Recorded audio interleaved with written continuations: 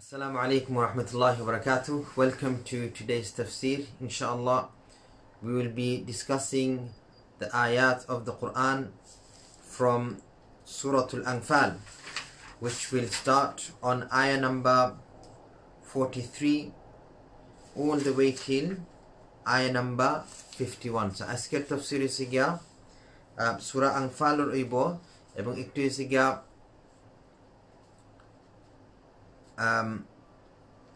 ayat number 43 থেকে লইয়া ayat number 51 পর্যন্ত হইব. So I hope you are all ready for today's tafsir. Alhamdulillah, it's a blessing of Allah subhanahu wa ta'ala to be able to listen to the tafsir of the Quran and to be able to listen to the words of Allah subhanahu wa ta'ala. Let's not forget that we cannot see Allah subhanahu wa ta'ala, we cannot hear Allah subhanahu wa ta'ala. Yet Allah subhanahu wa ta'ala has enabled us to be able to say His words with our tongue that we have. So that in itself is a great blessing of Allah subhanahu wa ta'ala. Let's not forget that. Let's appreciate that, inshallah. And remember, the month of Ramadan is actually the month of the Quran. So we should be busying ourselves with the recitation of the Quran. We should be busying ourselves with the the meaning of the Quran and how to act on the Quran. So inshallah, I will be starting and reciting the ayat that we will be discussing today. أعوذ بالله من الشيطان الرجيم. بسم الله الرحمن الرحيم. إذ يريكهم الله في منامك قليلا ولو أراكهم كثيرا لفشلتم ولتنازعتم في الأمر ولكن الله سلم إنه عليم بذات الصدور. وإذ يريكموهم إذ التقيتم في أعينكم قليلا ويقللكم في أعينهم ليقضي الله أمرا كان مفعولا وإلى الله ترجع الأمور. ولا تكونوا كالذين خرجوا من ديارهم بطرا ورئاء الناس ويصدون عن سبيل الله والله بما يعملون محيط. وإذ زين لكم الشيطان أعمالهم وقال لا غالب لكم اليوم من الناس وإني جار لكم فلما تراءت الفئتان نكص على عقبيه وقال إني بريء منكم إني أرى ما لا ترون إني أخاف الله والله شديد العقاب. إذ يقول المنافقون والذين في قلوبهم مرض غر هؤلاء دينهم ومن يتوكل على الله فإن الله عزيز حكيم. ولو ترى إذ يتوفى الذين كفروا الملائكة يضربون وجوههم وأدبارهم وذوقوا عذاب الحريق ذلك بما قدمت أيديكم وأن الله ليس بظلام للعبيد. Alhamdulillah, we are in the blessed month of Ramadan. But the blessed month of Ramadan isn't exclusive for our time. The blessed month of Ramadan was there for the Muslimin in the early days as well. In fact, the blessed order of keeping a fast was found even in the times before Islam. So Ramadan is a time where we worship Allah subhanahu wa ta'ala and we connect with Allah subhanahu wa ta'ala. Also, Ramadan is a time when a lot of us go through sacrifice, a lot of hardship, a lot of caring takes place, etc., etc. A lot of charity takes place. As we know, mashallah, when the month of Ramadan comes, millions upon millions of pounds from UK go towards charity from the Muslimin. So let's not stop doing that. Let's not stop doing those actions. Let's not let an illness or a virus stop us from being who we are, which is when the month of Ramadan comes, we increase our charity. When the month of Ramadan comes, we increase our ibadah. Now, just like this, many years ago, 1400 years or extra, more than that ago, the Muslimin were also in the month of Ramadan. However, they were going through a different situation than what we are in. They were going through their first war that ever took place in Islam, which was the Battle of Badr. Now, this happened on the 17th Ramadan. Obviously, we're not in the 17th of Ramadan, but since these ayat are mentioned at this moment, that's why I felt like, you know what, I should be mentioning this to you now.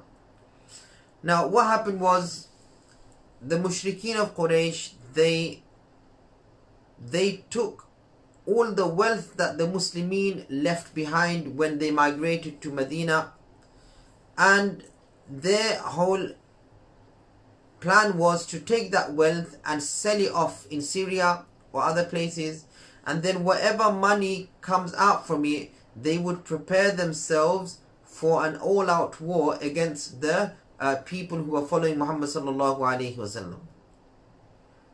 Now, when that was happening, the Muslimin found out, and they were in Medina Munawwara, and they went to intercept that caravan which was bringing goods back which actually belonged to the Muslims. Okay, now the whole point was to capture the caravan and to get all of the goods that were in the caravan, to utilize it for their own gain, because it was from their own stuff. Now, the person who was in charge of selling the goods was Abu Sufyan. When he got whisper of this kind of thing happening, he sent word to the people of Makkah that, you know, the wealth and the caravan that you sent me to preside over, that is going to be attacked. So what happened was, all of the people of Quraysh, they felt like, you know what, this is it. Today we're going to decisively eradicate and completely destroy the Muslimin. So they prepared themselves fully, okay, with full armor, full horse, full weapons, and they came out to have an all-out war with the Muslims, where they will completely get rid of the Muslims and there will be no more Muslims left. So as they were coming, the caravan that was carrying all the wealth, that slipped away from the Muslim, that got saved from the Muslim, okay? And Abu Sufyan sent word that, you know what, I'm saved. So, you know, the caravan that was carrying the goods that were meant for you guys, that got saved. So you don't have to come anymore. But Abu Jahl, he felt, you know what, nope, we are going to be coming. In fact, we're going to be coming with all of our, preparations, so that even till the days to come, even in the future, people are going to be talking about the war that took place between the Mushrikeen of Quraysh and the Muslimin, and how the Mushrikeen of Quraysh became victorious, and how Abu Jahl became victorious, and there will be a great hoo-ha about our, our might. Obviously, we saw that the opposite happened, because in the Battle of Badr, the Muslims won. Right, now, when both of those sides met, إذ يريكهم الله في منامك قليلا ولو أراكهم كثيرا لفشلتم ولتنازعتم في الأمر ولكن الله سلم. What Allah subhanahu wa ta'ala did was, He made the number of the mushrikeen, who were around over 1,000, appear small to the eyes of the Muslims. So the Muslims were around 300 or something, but the mushrikeen of Quraysh, they were around over 1,000.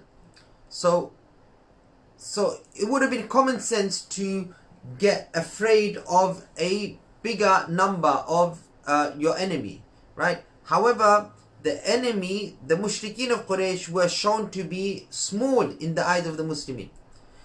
It's mentioned that one of the Sahabi, he was speaking to the one on his side, and so Abdul ibn Mas'ud radiyallahu ta'ala an Abi Ubaidah an Abdullah ibn Mas'ud radiyallahu anhu قال لَقَدْ قَلَّلُوا فِي أَعْيُنِنَا يَوْمَ بَدْرٍ. So Abdullah ibn Mas'ud radiallahu ta'ala is saying that I asked one of my partners, the partner that was standing next to me in preparation for that battle, I asked him, how many do you think the mushrikeen of Quraysh are? And that's when his partner next to him said, Tarahum Sab'een, like they're around like 70 or so. Then said, no, it looks more like 100. Meaning that the mushrikeen of Quraysh, even though they were 1,000 or more strong, in the eyes of the Muslims, they appeared to be only 100. Now why was that? Because Allah subhanahu wa ta'ala wanted this battle to take place. Because He wanted the Muslims who were following Muhammad sallallahu alayhi wasallam to understand that they were not alone. Allah subhanahu wa ta'ala was with them. And He wanted the mushrikeen of Quraysh to get the message that don't just come picking a fight with the early Muslimin, thinking that just because of your numbers you will be able to overcome them. No, I am with them. So He wanted this battle to be a reminder to the mushrikeen of Quraysh that Allah Ta'ala is with the Muslimin, and a reminder to the Muslimin that Allah Subhanahu wa Ta'ala is with them and there is no one or nothing that can actually overcome them. So whatever the case was, the battle took place. However, when they became close to one another, their numbers became clear. But by that time, the Muslims were already confronting the mushrikeen, and the mushrikeen were already confronting the Muslimin. However, to create awe and fear in the hearts of the mushrikeen, what Allah subhanahu wa ta'ala did was He sent angels. He sent angels to bolster and strengthen the ranks of the Muslimin who are battling against the mushrikeen. The mushrikeen means the idolaters who used to worship idols. So in that situation, what happened was the Prophet sallallahu alaihi wasallam, he told the people that don't worry. He told the Muslimin, don't worry. Why? Because Allah subhanahu wa ta'ala has just sent angels to help you. And Allah Ta'ala has sent you بِجِبْرَائِيل فِي جُنْدٍ مِّنَ الْمَلَائِكَ مَيْمَنَةَ النَّاسِ, that on your right flank is the angel Jibreel alayhi salatu wasalam, the angel Gabriel, and he is with an army on your right hand side. وَمِيكَائِيل فِي جُنْدٍ آخَرٍ مَيْسَرَةَ النَّاسِ, and the angel Mikael alayhi salatu wasalam, Michael, is on your left flank, right, covering you. And وَإِسْرَافِيل فِي جُنْدٍ آخَرٍ, and along with that there is another group of angels led by none other than Israfil alayhi salatu wasalam, who is also helping you in this battle. So from this we understand that Allah subhanahu wa ta'ala's help was with the early Muslimin. Okay?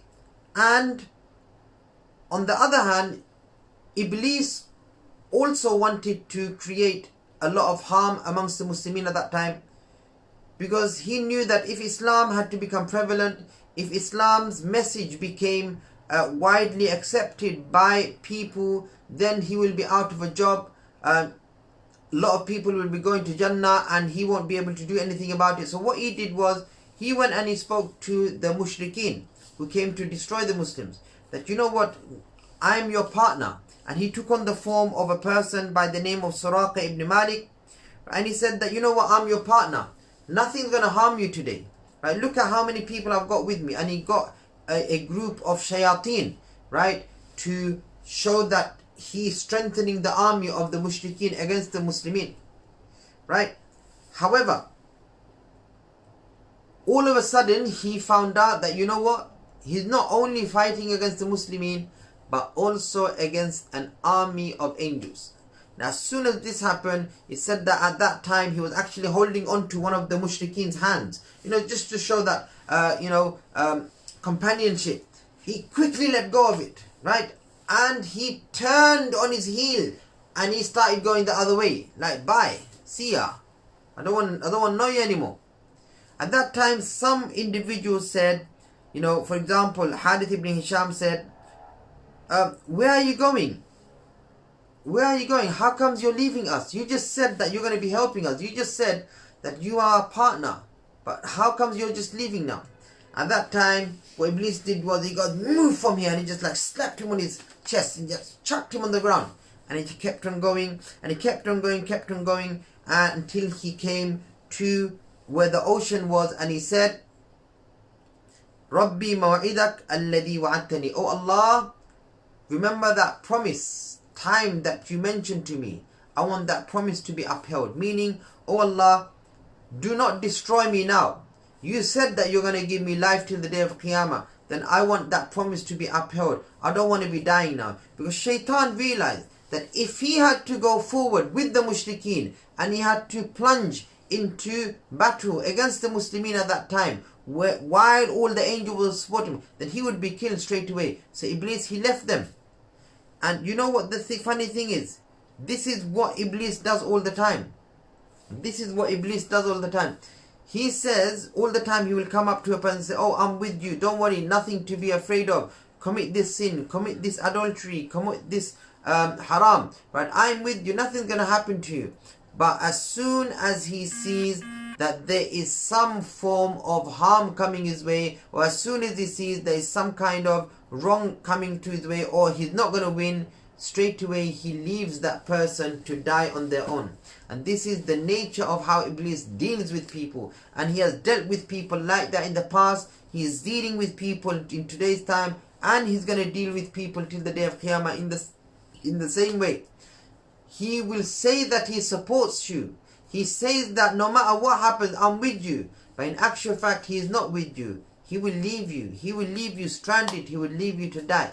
Because that is the nature of Shaitan. Shaitan is not going to put his neck forward to help you. He doesn't owe any of us. He doesn't owe anyone. He doesn't owe even those people who are silly enough to worship him nothing. He doesn't owe them anything. Whereas Allah subhanahu wa ta'ala is with you all the time. Wallahu ma'as sabirin. And Allah subhanahu wa ta'ala is going to be helping you all the time. But Iblis is not like that. As soon as he smells a little bit of trouble, he runs away. Okay? Now, what we understand from this is, Shaitan said, Inni ara ma la tarawna inni akhafullah. I can see what you can't see. Inni akhafullah. Indeed, I fear Allah because His punishments are really severe. So Shaitan knew that being destroyed or being held accountable for joining into a battle, yes, that is serious, but it's not as serious as the punishment of Allah subhanahu wa ta'ala. The punishment of Allah subhanahu wa ta'ala is far more severe than that. And He knows that. And because He knows that, that's why He said, Inni akhafullah, I fear Allah. However, we learn that كذب عدو الله والله ما به مخافة الله ولكن علم أنه لا قوة له ولا منعه. He was not afraid of Allah. Even in that time, he was actually lying. He's not afraid of Allah, as in afraid of Allah enough to stop his evil ways and become a good person. No. He just knew that he could not win. And there was no way for him to overcome the Muslimin who were being helped by the Muslimin. That's why he said, Inni akhafullah. He's so used to lying that even in this situation, he didn't speak the truth. He just lied outright. Okay? Now that we've seen what Iblis did and how the battle of Badr carried on, we should also notice something, that the Muslimin were around 300 in number.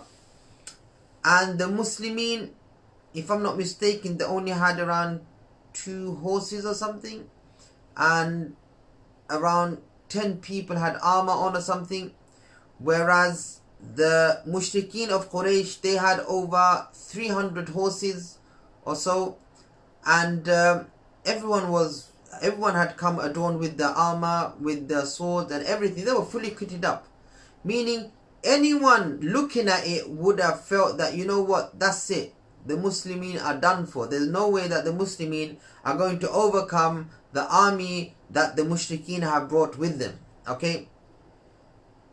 And also the munafiqeen. You do remember the munafiqeen, right? The munafiqeen are those who outwardly said that they're Muslims, but in actual fact they weren't Muslim. They were just looking for an opportunity to jump and harm the Muslims from the back, okay, to stab the Muslims at the back. So what they said was, once they saw this happening, they also wanted to put in their 50 cents. And what did they say? They said,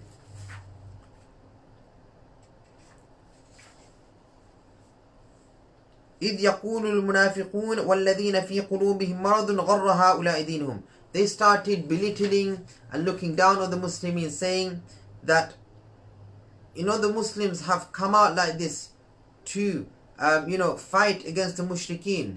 I mean, can they not see the reality of the situation?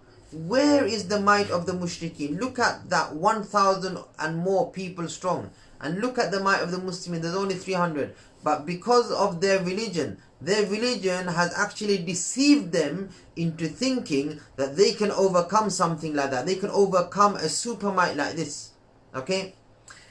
إِذْ يَقُولُ الْمُنَافِقُونَ وَالَّذِينَ فِي قُلُوبِهِمْ مَرَضٌ. Remember the time when the munafiqeen, those who are hypocrites, and those in whose heart there is an illness, they said, غَرَّ هَؤُلَاءِ دِينُهُمْ, that the Muslimin have been deceived because of their religion. Allah subhanahu wa ta'ala says, وَمَنْ يَتَوَكَّلْ عَلَى اللَّهِ, whoever relies on Allah subhanahu wa ta'ala, then indeed, فَإِنَّ اللَّهَ عَلِيمٌ عَزِيزٌ حَكِيمٌ. Indeed, Allah subhanahu wa ta'ala is the most honorable and He is the most wise. So, এখানে মাঝে আমি কিতাব হইতেছে না বাংলাতে ভাষা কইলাই যে সময়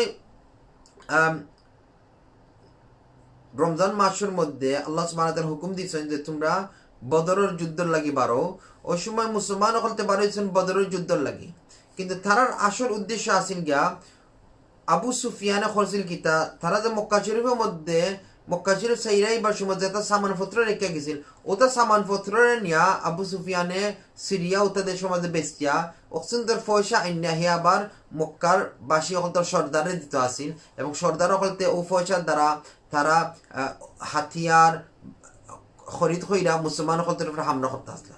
তো আল্লাহ তাআলা হুকুম দিয়েছেন যে ও মুসলমান তোমরা গিয়া ও যে সামানপত্র বেচিয়া মাল সম্পদ লইয়া অক্টারে গিয়া তোমরা আক্রমণ কইরা তোমরা সামানপত্র লুটে আনিলা।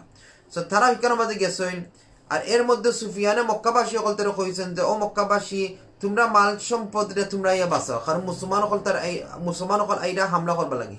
সো আবু জাহাল মিল্লা আবু জাহাল সহ আরো বহুত মানুষ 1000 চেয়ে উপর মানুষ তারা আইছেন মুসলমান অকলতার লগে যুদ্ধ করবা লাগে, এবং তারা ইচ্ছা আছেন আমরা আইজ মুসলমান অকলতারে পুরা খতম করে লিব।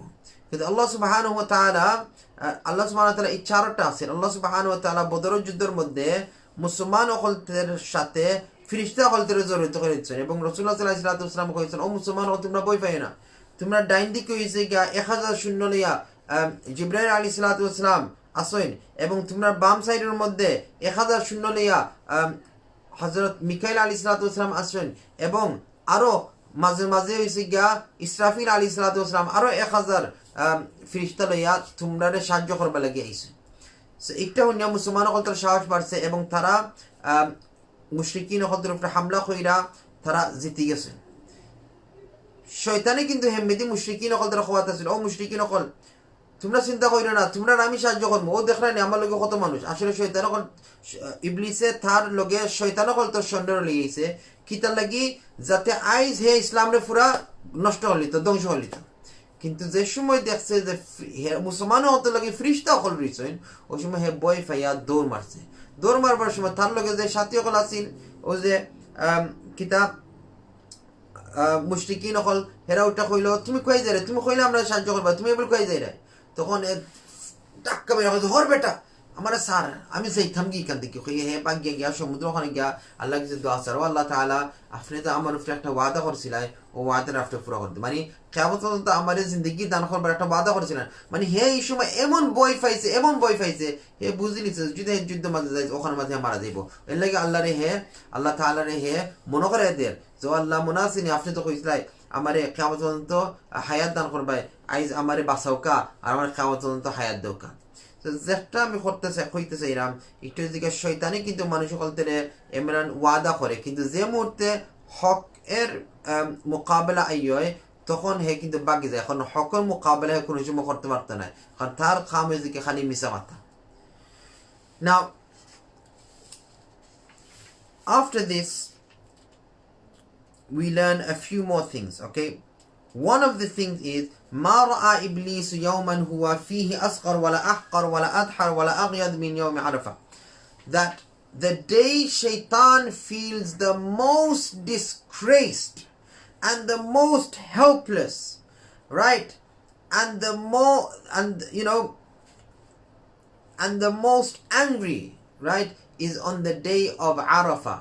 Because on the day of Arafah, when Hajj takes place, when he sees the way Allah Ta'ala is forgiving people left, right and center, and he sees the way the rahmat of Allah Ta'ala and the mercy of Allah Ta'ala is descending on the people, he feels so useless, he feels so disgraced, he feels so angry. But there is another day where he felt like that, and that was at the time of Badr. He felt disgraced, he felt humiliated, because he was unable to do anything. And in fact, he had to turn heels and run away. As an English, the way to say in English, he ran with his tail between his legs. And he felt humiliated on the day of Badr. Same, Shaitan feels humiliated at the time of Arafah. May Allah subhanahu wa ta'ala make Hajj possible this year, inshallah. May Allah subhanahu wa ta'ala remove all of this illness that we see around the world. And may Allah subhanahu wa ta'ala bring us back to the masjid so that we can be together again. We can be praying together again. We can be performing Jummah Salah together again. It has come to such a situation that we are unable to perform our Jummah Salah in the masjid. Whereas we have been told that if a person willingly leaves the Jummah Salah, then their names will be written down in the name of the Munafiqeen. And that's why we should be making dua to, how many of us actually make dua to Allah Ta'ala to remove this problem from the world? Every single day in the month of Ramadan, we should be making dua to Allah Ta'ala. Oh Allah Ta'ala, remove this virus from the world, remove this difficulty from the world, and bring people back together, and bring people back to the normal way that they used to live again. And we should also be making dua that those individuals who are known to create discord and dhulm amongst the people, they should not be able to use this situation for their own gain. رَبَّنَا لَا تَجْعَلْنَا فِتْنَةً لِلْقَوْمِ الظَّالِمِينَ. Allah subhanahu wa ta'ala, do not make us a laughing stock, or do not make us a place of ridicule for those who are creating dhulm and creating discord amongst the people. So this is a dua that we should always be making. Okay, then we move on to what was happening to the people of Quraysh, the Mushrikeen of Quraysh. Now what happened to the Mushrikeen of Quraysh is obviously they lost. Even though the Muslimin were inferior in number, and the Mushrikeen were superior in number and superior in strength, superior with whatever weapons and stuff they had, yet still the Muslims were the ones who won, and with the minimum amount of losses. Okay, with the minimum amount of losses, the Muslims won. Now this was a great victory for the Muslims, because they realized that, Allah subhanahu wa ta'ala is with us, and with the help of Allah subhanahu wa ta'ala we can accomplish anything. And it was a great blow to the Mushrikeen, because they lost many of the leaders on that day, and many of the people got imprisoned, right, as a POW, prisoner of war. And they realized that, just because the Muslimin are less, or just because the Muslimin don't have adequate things, there is no way that we can win against them so long as Allah Ta'ala is with them. Okay, so this battle took place in the month of Ramadan, and it was the first battle in Islam, the Battle of Badr.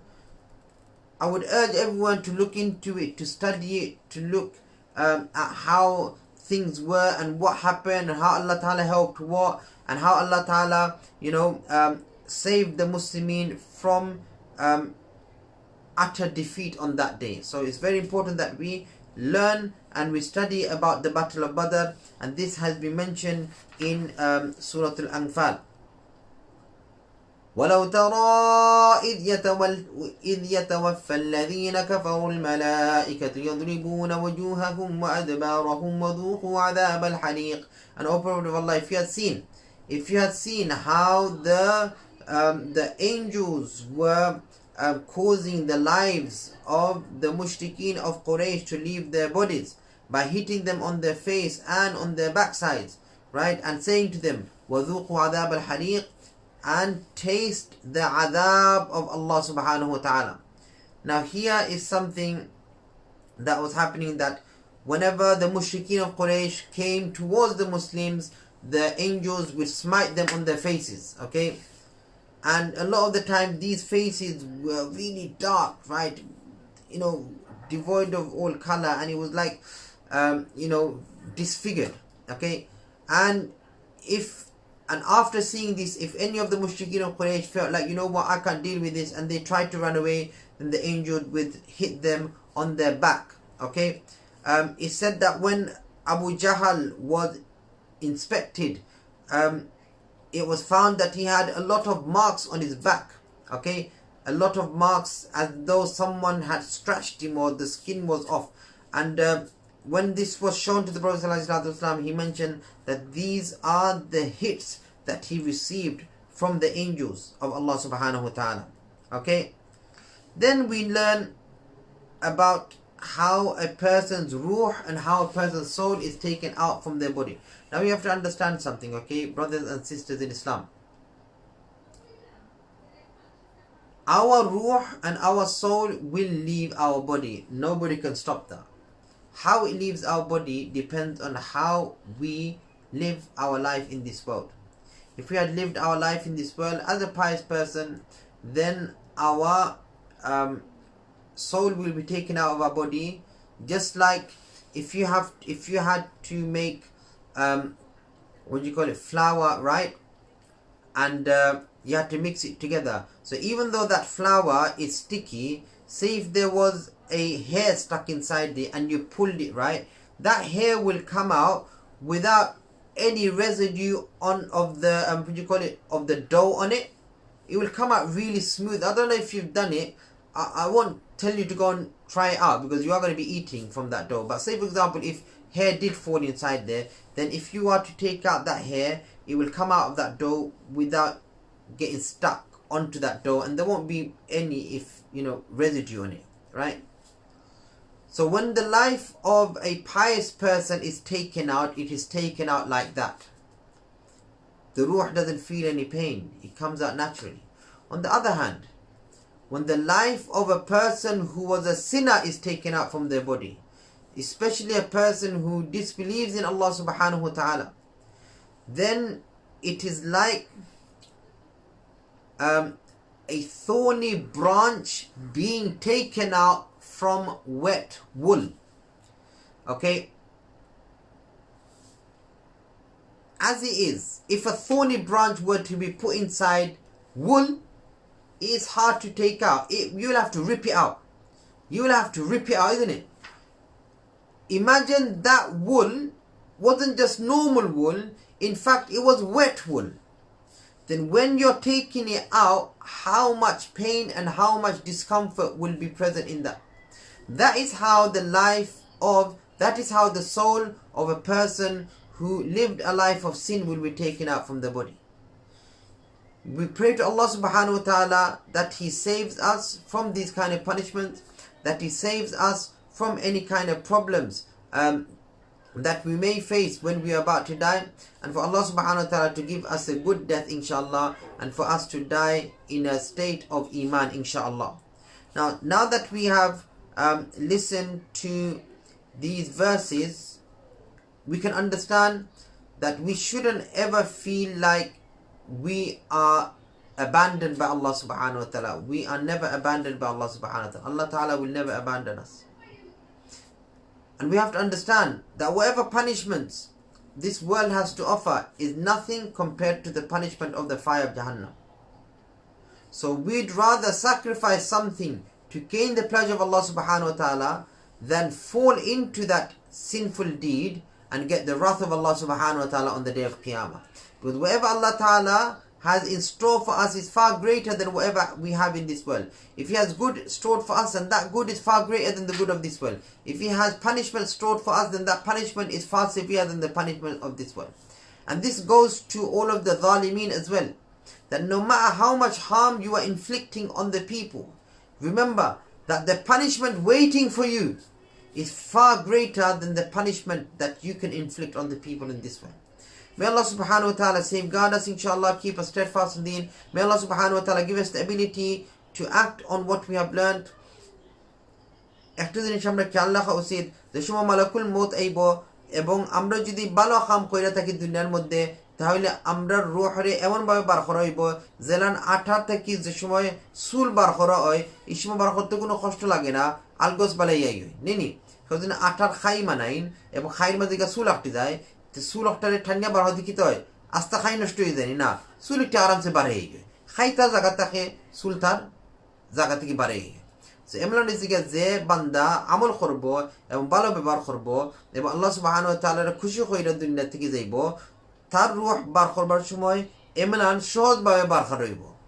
আর এর অপর দিকে হয়েছে ও বান্দা যে সবসময় গুনার খামাজে লিপ্ত আসলা, তাইনু রূহ যে সময় বার করা হইব, এটা উদাহরণ দেব হয়েছে খাটালে একটা ডালে যে সময় থুলার মধ্যে হারানি হয় এবং থুলার মধ্যে হারাইয়া যে সময় এটার বার করার চেষ্টা করি, বার করা সহজ নাই, ফাইরা বার হইব। এখন এই যে এই থুলারে যদি আমরা ফানিতে ভিজাইলাই, আরো কত না কষ্ট লাগবো ই খাটালা ডাললে বার করতে। এমন হয়েছে গা যে সময় কোনো একজন বান্দা বাদ খাওয়ার মধ্যে লিপ্ত থাকেন, তাই হয়েছে গা কুফরের মধ্যে লিপ্ত থাকেন, আল্লাহ তাআলার অবিশ্বাসের মধ্যে লিপ্ত থাকেন, ঠাইনের রুহরে বার করবার সময় আল্লাহ তাআলা ও এমন করে বার করবা যে বার করবার সময় ঠাইনিয়া সিরিয়া ওই কিতা রুহের যে সময় টার পাইব, যে জিব্রাইল যে আজরাইল আলাইহিস সালাতু ওয়াস সালাম আইসুন তারে নিবা লাগি, হে সারা দেহর মধ্যে এমন করে সরি যাব, আঙ্গুলে হামাই যাব, ফাওয়াশ কথা হামাইয়া দইরা বই থাকবো, বাড়িতে না। ওই সময় রুহরে ইসরাইল আলাইহিস সালাতু ওয়াস সালামে ঠাইনিয়া সেসরাইয়া সিরিয়া বার করবা। একটা উদাহরণ দেব হইছে যে সারা দেহর মধ্যে যদি একলগে কেউ সুলফি দিয়ে আঘাত করেন, তো শরীরের মধ্যে কি লাগবো, সারা দেহের মধ্যে 100টা তলোয়ারের নেখেও হারাইন একলগে জেলান লাগবো, এমন নেচিকে রুহ বার করবার সময় বেদনা করবো। আল্লাহ তাআলা আমরারে সহি রাস্তার উপরে রাখুক এবং এই ধরনের ভয়ানক মত থেকে বাঁচাক ইনশাআল্লাহ। সুবহানাল্লাহি ওয়া বিহামদিহি, সুবহানাকাল্লাহুম্মা ওয়া বিহামদিক, আশহাদু আল্লা ইলাহা ইল্লা আনতা আস্তাগফিরুকা ওয়া আতুবু ইলাইক, ওয়া লা হাওলা ওয়া লা কুওয়াতা ইল্লা বিল্লাহিল আলিয়্যিল আযীম। জাযাকুমুল্লাহু খাইরান ওয়া আহসানুল জাযা।